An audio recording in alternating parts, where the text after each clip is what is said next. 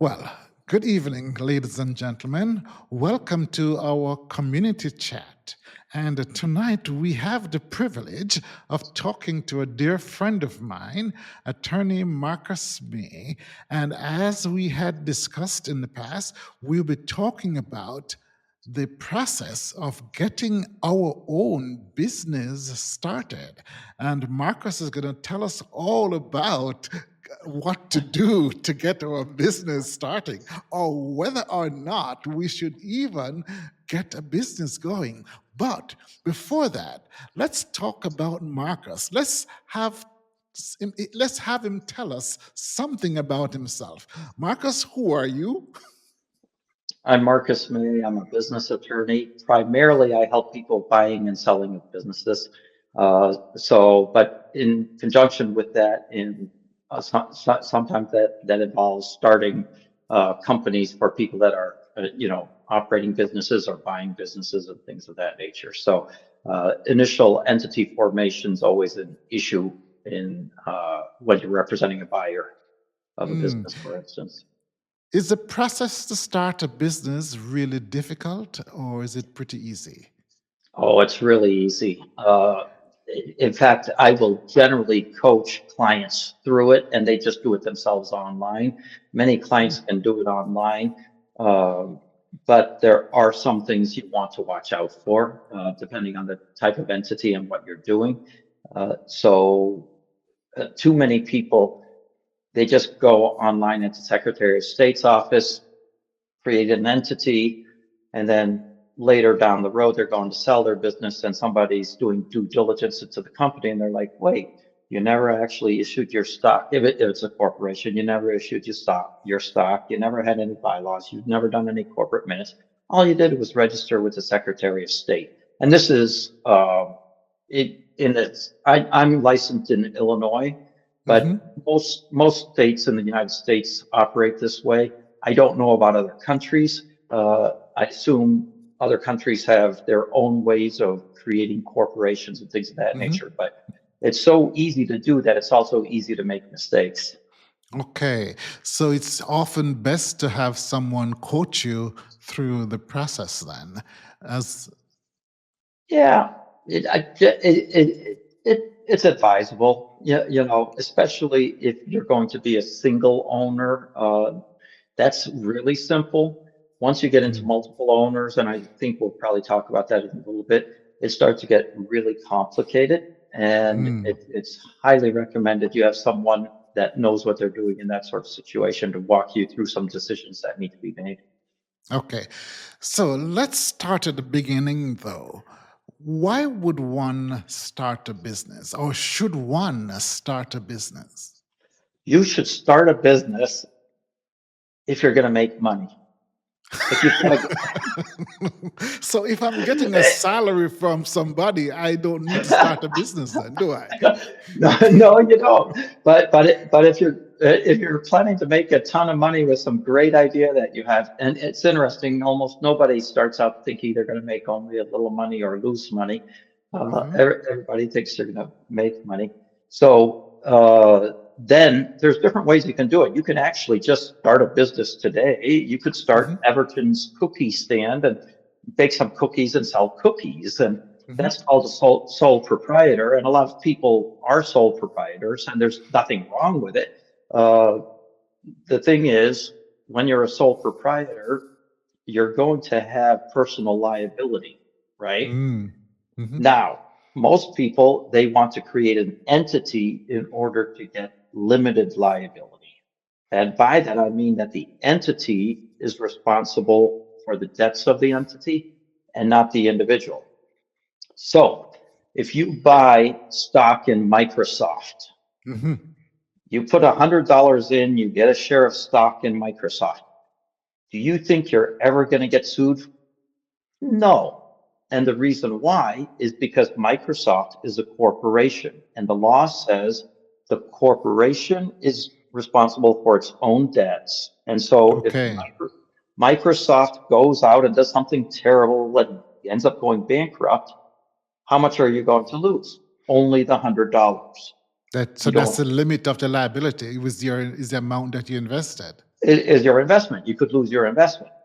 But if you just have your cookie stand on Hmm. your own, or if Microsoft, put it this way, was owned just by Bill Gates by himself, Hmm. and now Microsoft had a huge lawsuit and didn't have enough to pay it, he would have personal liability for that.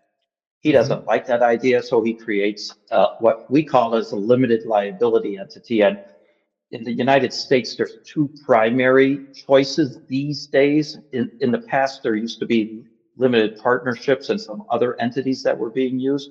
But Hmm. these days, there's primarily two types of entities. One is a corporation, Hmm. and that's what most people have heard about, and goes back, 100 years, whatever.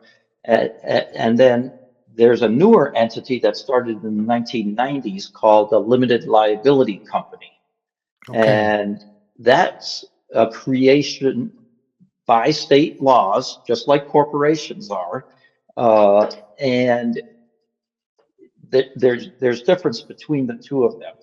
With corporations, you will have what are called corporate formalities that need to be Hmm. followed, such as you have to issue stock. It used to be on physical stock certificates. People had stock Yes. certificates and so forth.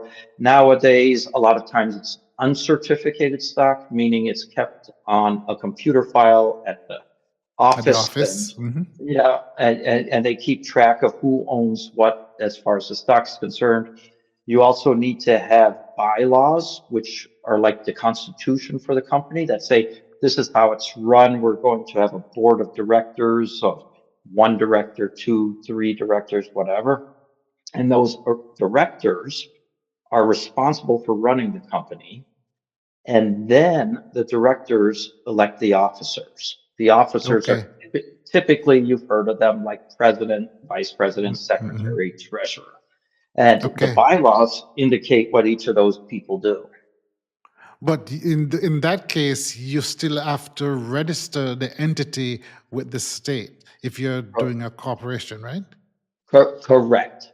Uh, What if I just decide to I just want to do a cookie stand and don't register it? Is that a business or is it well, interestingly, as a sole proprietor, you're also supposed to register, probably with your local county, but it may vary by state as to Mhm. where you register, but you're supposed to register your business. And certainly you're supposed to pay your taxes, right? Oh, I have to do that? Why do I have to do Uncle Sam will certainly come after me.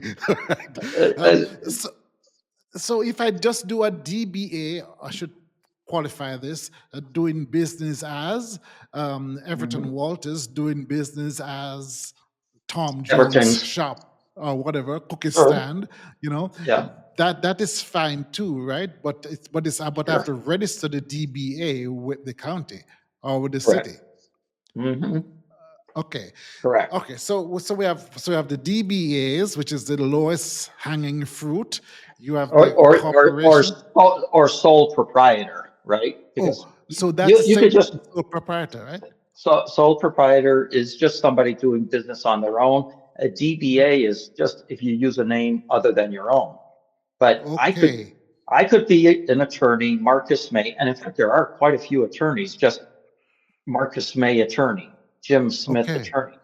Now you would ask yourself, why is that? Didn't we just talk about having limited liability? And why would smart attorneys not want Mhm. to have limited liability, right?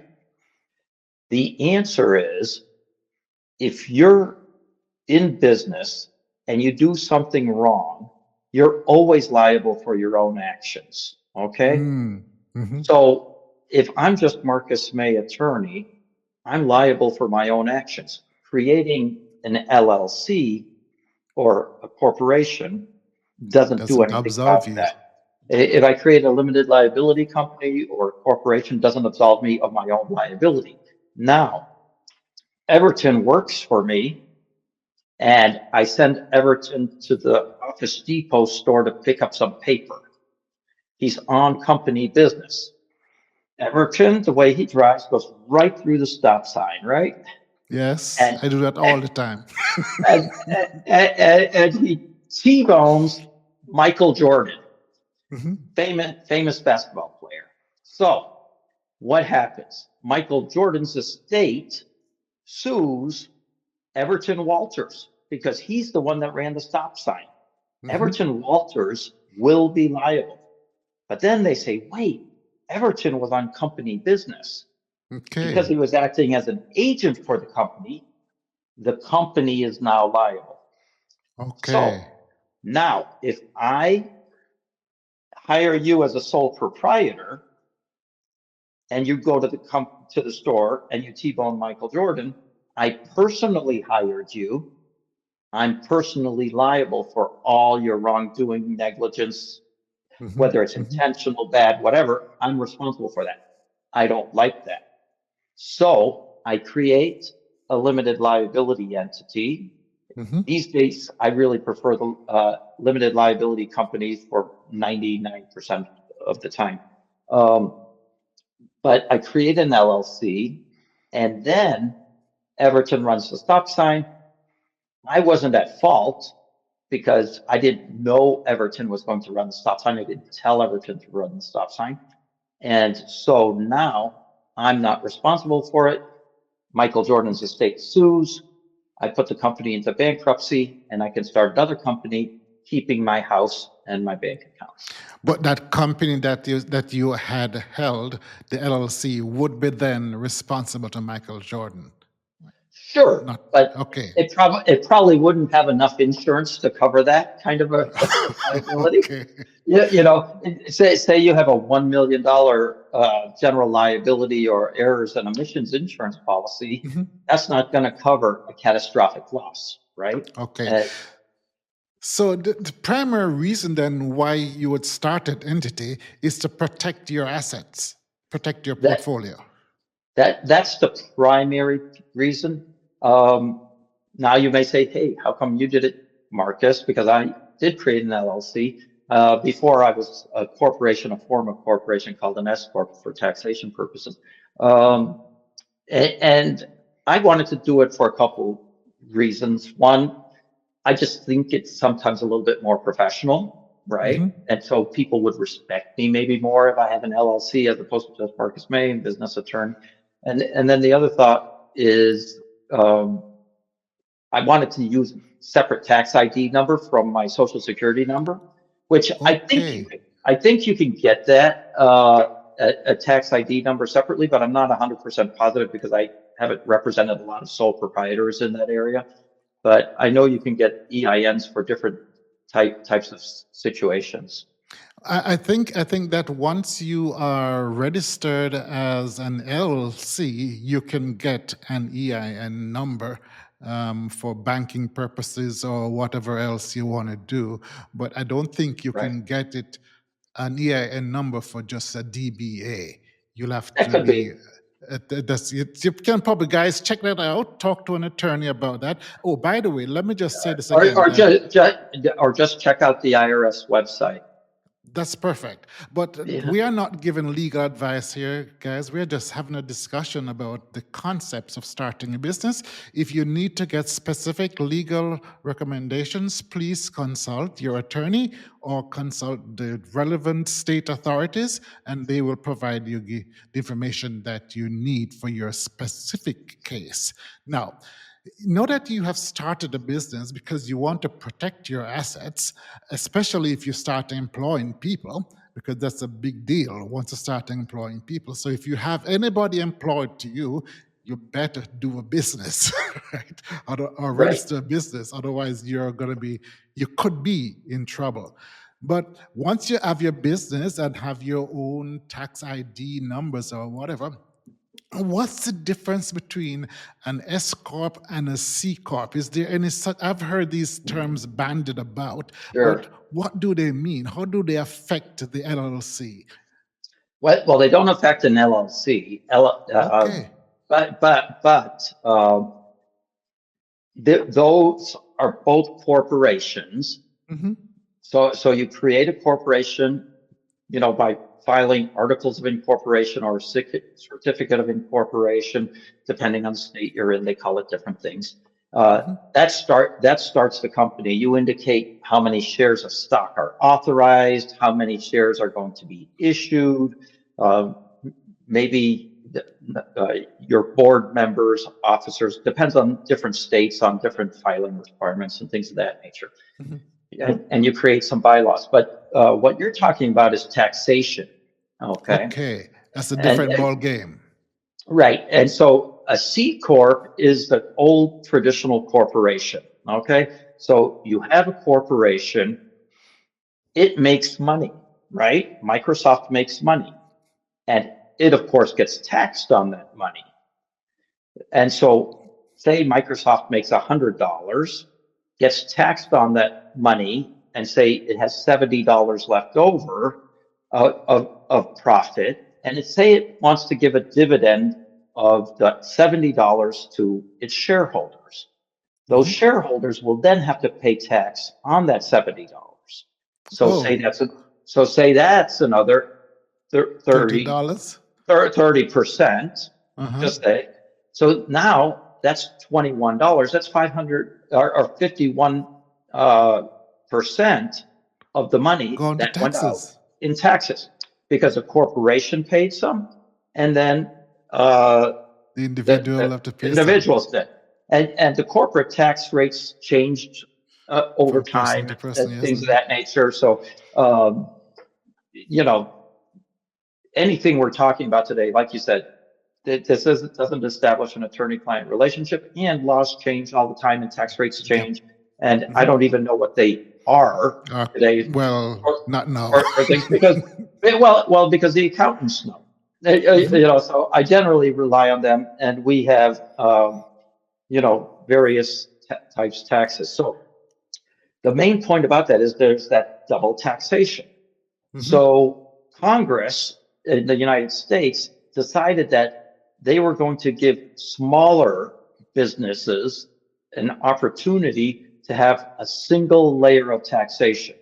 That's cool.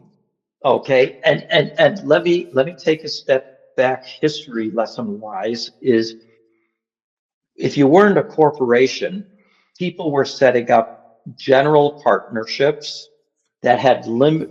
A general partnership is where 2 or 3 people say go into business, right? Those general partners all have personal liability, just like proprietors. But if you make a corporation the partner, the general partner, and then you have limited partners under state law, you have limited liability. Okay. The benefit of that was with partnership law, you have a single layer of taxation to those limited liability or to those limited partners. So Congress said, you know what? For smaller businesses that want to be a corporation, we're going to create subchapter S of the IRS code, and that gives you one layer of taxation. So we under that one example lost The $51 $100. out of the $100, $51 went to taxes. Exact same situation, but with an S corp, just $30 goes. The first $30. Okay. Oh, so only one person paid the taxes, the company or the individual. Well, yes, with a corporation, with an S corp, it actually flows down to the individual person's tax rate. So Okay. hopefully your tax rates are all as high as they can be, because that means you're making a ton of money. So with the if S you don't, corp, you have make a a lot of money, pass-through so with the S corp, yes, you have to pass through to the persons who are to paying the the individual. taxes. Okay, Correct. so in that Okay. case, the company doesn't pay the taxes, just the individual does. Correct. Yeah. Okay. Yeah. Okay. So that's that situation. So then there were some complicated tax laws where you needed to have a certain number of tax attributes in order to get single layer taxation. And in the 1990s, their states started to create these limited liability companies, or LLCs, we call them.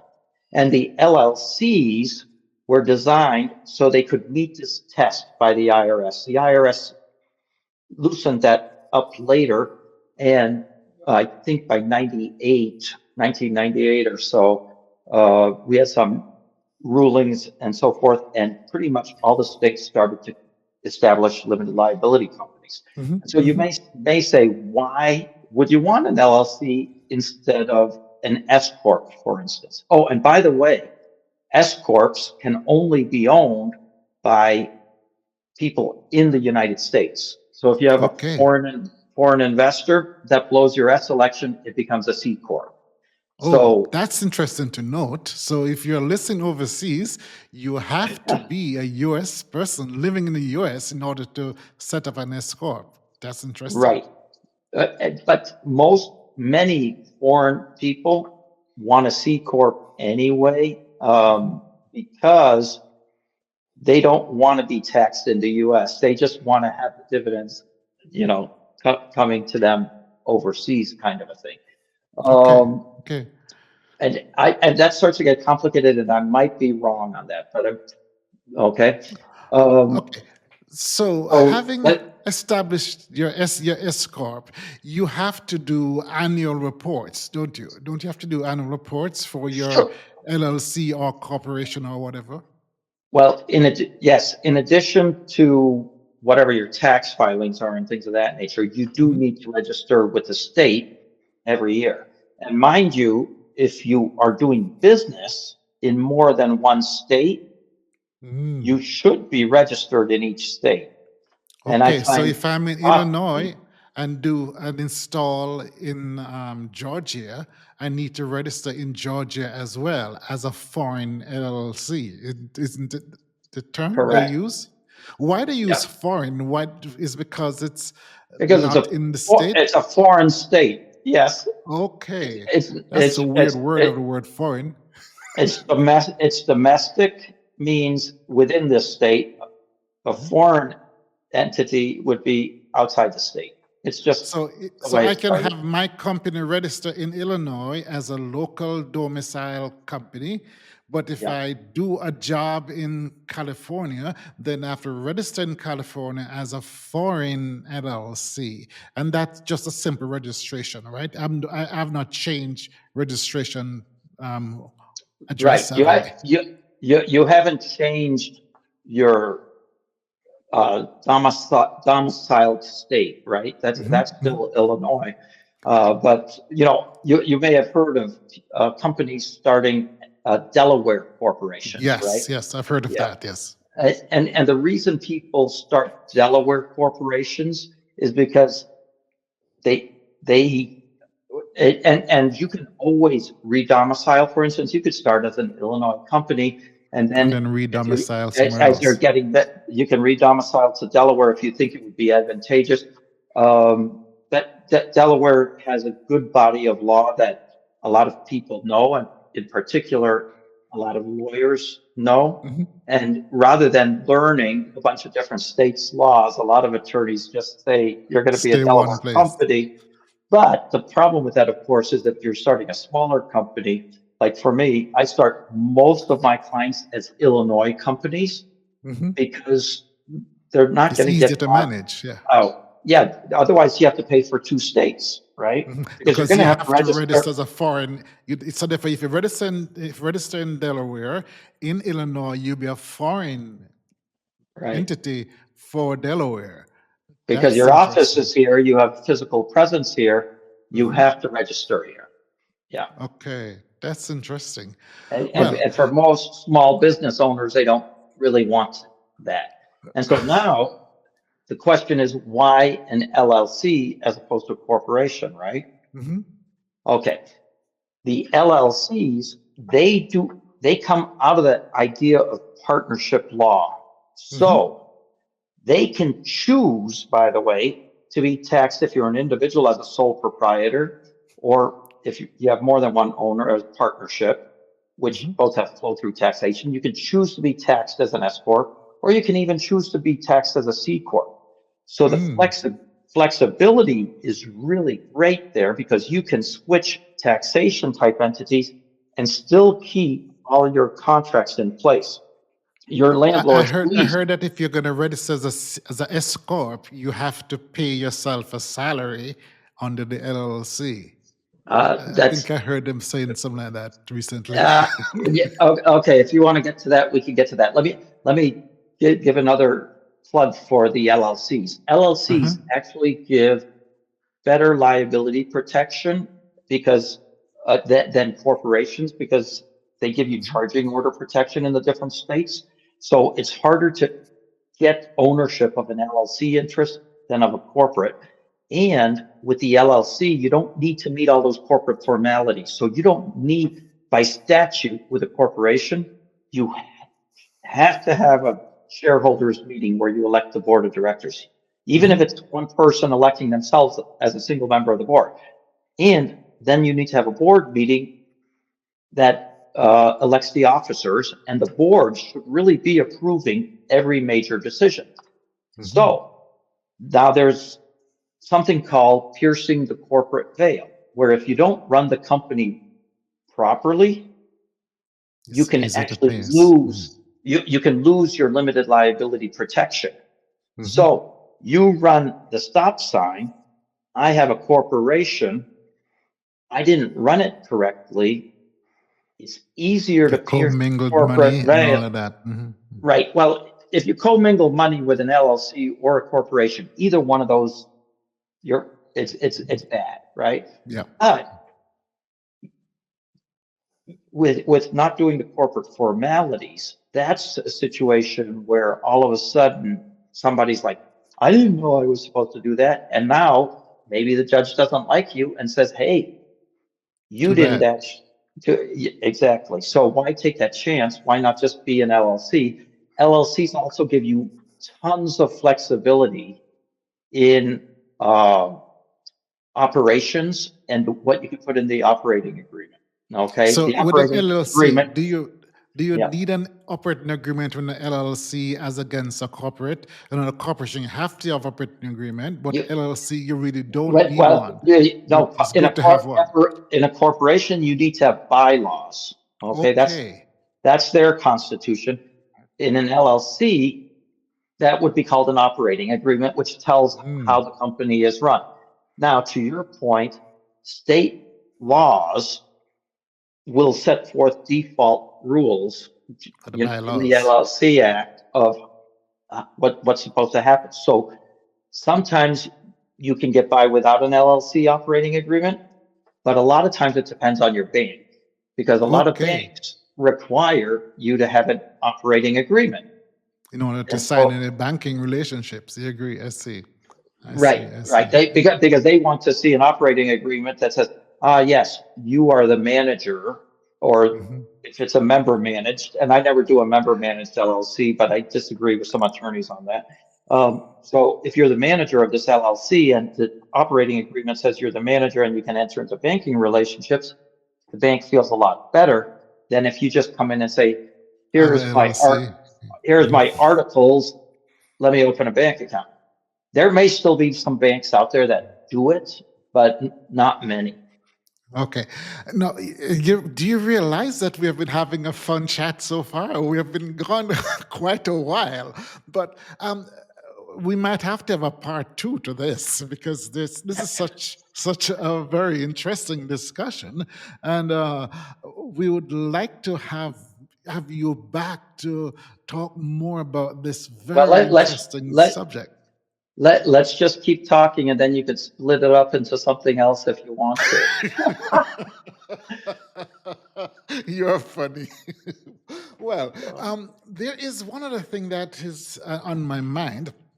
Now, you have established this company, you make your annual reports, you employ a bunch of people, and they're working for you. Oh, Um, the annual report. Did we mention what that was? I think I went on a tangent. The annual report is just keeping the registration up with the Secretary of State. Oh, so that's just easier. going online and registering the process, right? Right. Right. And by the way, most of the time you can be your own registered agent as long as you're around to receive service. The registered agent really does two things that I know of. All right. So you're saying now a registered agent? Yeah, what the registered agent is the person who receives the mail from the Secretary of State's office saying, "Hey, Mhm. give us some more money each year," and then also can be served with process if there's a lawsuit. So Are the registered agents liable for anything, or they just a yes, representative for they're information? representatives of the company. Yeah, They're and not so personally liable for anything. no. Um, Okay. yeah, Okay. some attorneys will be registered agents. We tend to be probably the most expensive ones. There's also accountants Hmm. that will be registered agents. If you really want a registered agent company, use one of the online ones, or Hmm. like Advanced Corporate Agents out of Chicago. I think they have offices around the nation, and Okay. they're much cheaper than we would be. And they not just want to register the company, but actually help to maintain the registration current, as well as help you to get the different legal documents to keep the company Not running, or what? What do they do? No. All they do is get the information from the Secretary of State each year and forward it Hmm. to you. Oh, But that's because stupid. but because they have an office, and if you don't want a sheriff coming to your office to serve you, Okay. or if you're traveling all the time and you're not in the office, you may want to have a registered agent that represents you. So they would receive service or summons on your behalf. Oh, that's interesting. Exactly. You cannot say you have not been served, huh? That's Right, right. You interesting. cannot say that. They'll serve that company. Yeah, but they can also, I believe, serve an officer of the company, so they could serve the president if they can find you. But Mhm. it's usually easier just to look it up online who the registered agent is, and then you send it to them. One of the things you mentioned earlier is about the bankruptcy stuff with a company. When you mentioned Michael Jordan car being hit, and then you could wind up a company and so forth. How easy it is to wind up or to declare bankruptcy for LLC as against a corporation? Is that a big I, difference? I, I don't know because I don't do bankruptcy law, but I don't believe it's much different. But Hmm. believe it or not, sometimes dissolving companies can be difficult because you have to gather all the assets, then Hmm. you have to pay off the liabilities. If it's a bankruptcy, you pay off the creditors pro Creditors. rata with everything. If it's got extra money, then it would go to the shareholders and it wouldn't be a bankruptcy in that instance. But you can also just allow the company to be what's called administratively dissolved, at least in Illinois, maybe different in other states, where what happens is you just don't pay the state your fee and then they dissolve you. And in some Mm. ways, that can be better. In some ways, it can be worse than a regular dissolution. But Okay, we probably that's don't need to interesting. we don't need to talk about it now because people who are going into business, they're planning to make money. They're not planning to have to dissolve Yep. anytime soon. They hope to sell on the back end. Well, guys, you have been listening to A Moment in Time, and we have had our attorney Markus May with us tonight talking about the minutiae or the details in setting up a business. And we have been focusing primarily on the benefit of the LLC. We did do talk about the corporation, and we just want to have Marcus give us a summary wrap up of the business formulation process, and then we'll close out. Now, okay, so sometimes people start businesses, they just run them on their own a little bit as a sole proprietor because it's just an individual. But then all of a sudden they begin to hire someone, or it starts to get serious, or they're getting investors, or they're doing something else. They want to create an entity. So then you have to decide what type of entity do I want to form. You usually want to have a limited liability entity, so only the money that you put into the company is at risk. Your other assets are not, except for your own personal wrongdoing. I've had a lot Hmm. of people tell me, oh, I don't have to worry about being personally liable. I have a corporation. No, you're always responsible for your own wrongdoing. If you sign personal guarantees on leases or something, you have personal liability. You can't get out of it. And so, then you need to decide what type of entity. And it usually comes down these days to a corporation or an LLC. LLC. Uh, there's a lot of other types of entities, co-ops and things for different situations, but those are the two main types of for-profit. Hmm. This isn't going into nonprofit or anything like that. And so then you have to decide on your taxation, are you going to be taxed as an S corp, a C corp, or a straight pass-through, such as a sole proprietor or a partnership if you're an LLC. Corporations can only be taxed as S corp or C corp. Okay, great. I just want to mention one thing here that to be clear. Now, the employment of an individual doesn't mean that you're paying them a salary. As long as they're representing you, they're employed to you, correct, Marcus? Well, For when you begin, legal purposes, when purpose, you, yes. when you begin to use the word employ, that begins to bring into play minimum wage, which is required to Mhm. be paid, and things of that nature. So, and it may not be a salary, but it may be an hourly rate. But either Mhm. way, they're representing your entity, and so you're Yes. responsible under what's called principal agency law. The principal is responsible for the agent's actions. What So about 1099 people? 1099 people. Everybody wants to hire people as 1099 people. Well, Mm. I tell people to go check out the test on the IRS website and Mhm. also within the different state guidance. And you will find that if the person is doing the same kind of business that you are doing, Mhm. and you're trying to hire them as a 1099 and they're working only for you, You're in trouble.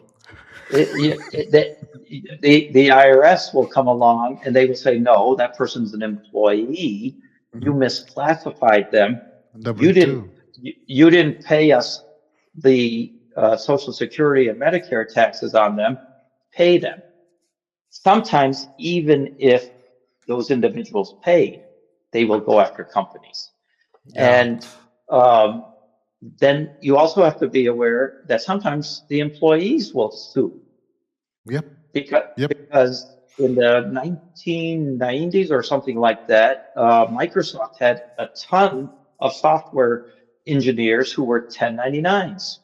Wow. You know why? They sued Microsoft. You know why? Because they're They wanted, paying taxes? they, they wanted the benefits. Oh, I see. I should have been classified as an employee. I should have been in that 401k. I should have had those stock options. I should have had this and that and that. So sometimes that 1099 may be friendly at the beginning and not as friendly on the back end. Mm. So Boy, there's so much to talk about. There's just this space is so interesting, and it requires a little bit more time, but we're out of time. Marcus, I just want to say thanks a lot, and I'm definitely going to have to get you back in here to talk some more about this space, because this is really a very interesting and enjoyable yeah, discussion. I think you've already picked my brain. I have no more knowledge to give. Oh, Yeah, yeah, yeah, yeah. Except I will say, big mistake people make is when they go into business with someone else, they don't enter into an ownership agreement with that person, whether it's an operating Yes. agreement or a shareholders agreement. If your partner dies, now you're in business with that person's spouse, kids. Is that what you really wanted? Think about Mm. that. When you make a decision. Well, guys, Yep. thank you, Marcus. I just want to say thanks for really being here with us this morning, or this evening, actually, and talking us through this very interesting area. And as we go, I just want to wish you best wishes and thank you guys for listening to us this morning. Have a great day, Marcus. Bye bye. Thank you.